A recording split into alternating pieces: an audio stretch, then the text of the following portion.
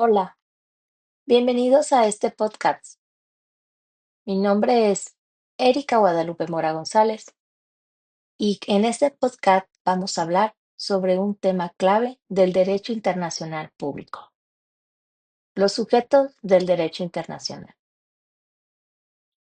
Tal vez suene algo técnico, pero en realidad es muy interesante, porque entender quiénes son los sujetos del derecho internacional nos ayuda a ver quiénes tienen voz y responsabilidad en un mundo globalizado de hoy. Antes, solo los estados eran considerados los protagonistas, pero el derecho internacional ha cambiado y ahora comparte ese escenario con nuevos actores. Así que es muy interesante entender cómo funciona este sistema que regula las relaciones entre países y personas.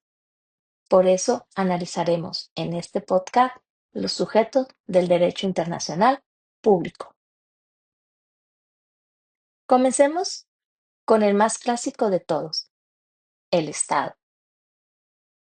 Los estados son los sujetos originarios del derecho internacional. Eso significa que su existencia no depende de ninguna otra autoridad. Simplemente existen y tienen derechos y obligaciones internacionales por el simple hecho de serlo. Para que un estado sea reconocido, necesita tres cosas básicas: una población, un territorio definido y un gobierno efectivo que ejerza control sobre ambos. Además, los estados tienen algo muy importante: la soberanía. Sí, esa palabra que tanto escuchamos. Significa que puede decidir libremente lo que pasa dentro de su territorio y establecer relaciones con otros países. Claro, esa soberanía tiene límites. Hoy, ningún Estado puede actuar sin considerar las reglas internacionales, como los tratados o las soluciones o las resoluciones de la ONU. En resumen, los Estados son los pilares del derecho internacional, pero no están solos. Cada paso de tiempo han compartido el escenario con otros actores igual de relevantes. El segundo gran tipo de sujeto son las organizaciones internacionales. Seguramente les suenan nombres como las Naciones Unidas, la OEA o la Unión Europea. Pues bien, todas ellas nacieron por acuerdos entre estados para alcanzar objetivos comunes, que era o que es mantener la paz, promover el desarrollo o defender los derechos humanos. Esas organizaciones tienen una personalidad jurídica propia, lo que significa que pueden actuar por sí mismas en el ámbito internacional. Pero su poder está limitado. Solo pueden hacer lo que el tratado que las creó le permite. Por ejemplo, la ONU no puede imponer leyes a todos los países, pero sí puede coordinar acciones humanitarias, enviar misiones de paz y aprobar resoluciones que guíen la conducta de los estados. En pocas palabras, las organizaciones internacionales son como grandes mesas de diálogos donde los países, o sea, los estados, se sientan a resolver los problemas globales que en su momento les pueda suceder. Ahora, hay otros sujetos que no son tan conocidos, pero que también juegan un papel importante dentro del derecho internacional público. Entre ellos está la Santa Sede, la Orden Soberana de Malta y el Comité Internacional de la Cruz Roja.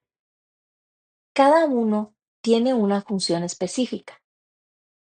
La Santa Sede, por ejemplo, representa a la Iglesia Católica y mantiene relaciones diplomáticas casi con todo el mundo.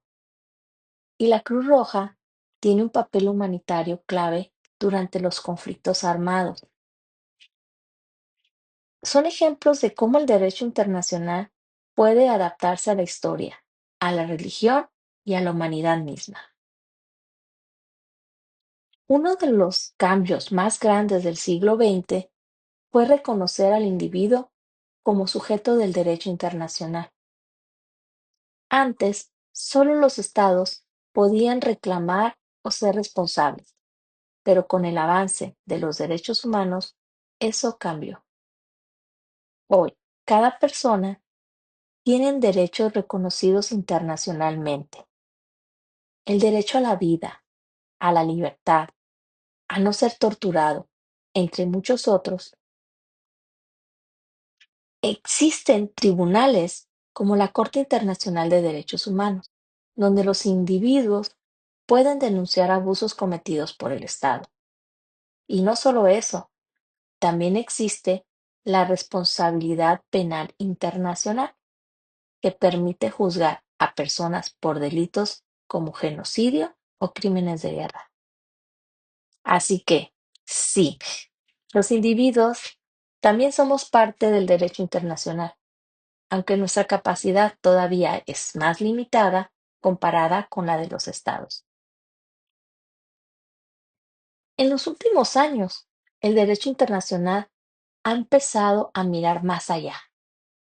Hoy se habla de posibles sujetos, los pueblos en la lucha por la independencia, los movimientos de liberación nacional e incluso las empresas transnacionales, que muchas veces tienen más poder económico que algunos países, y con los desafíos del siglo XXI, como el cambio climático o la inteligencia artificial, han hecho que algunos expertos hablen de reconocer a la humanidad en su conjunto o a las generaciones futuras como sujetos del derecho internacional. Esto demuestra que el derecho no es estático, evoluciona con el mundo. En resumen, los sujetos del derecho internacional público son todos aquellos que pueden ser titulares de derechos y obligaciones en el ámbito internacional. Aunque los estados, que son pilares, siguen siendo los principales actores, hoy también participan organizaciones internacionales, individuos y entidades especiales.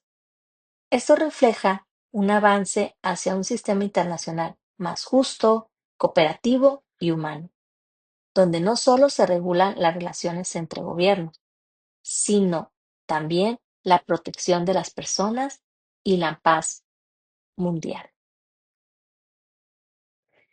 En conclusión, los sujetos de derechos internacionales públicos son todos aquellos que tienen capacidad de ser titulares de derechos y obligaciones en el plano internacional. Comenzamos con los estados, seguimos con las organizaciones internacionales y poco a poco se han sumado nuevos actores, entidades especiales, individuos y hasta ideas más amplias como la humanidad. El derecho internacional ha dejado ser un club exclusivo de países para convertirse en un sistema más humano, más plural y más comprometido con los problemas globales. Y al final, eso es lo que hace tan fascinante, su capacidad de adaptarse y responder a los retos del mundo moderno. Muchas gracias por escucharme. Gracias por este resumen. Y sí, es muy interesante y seguimos aprendiendo más sobre el derecho internacional. Mi nombre es Erika Guadalupe Mora González.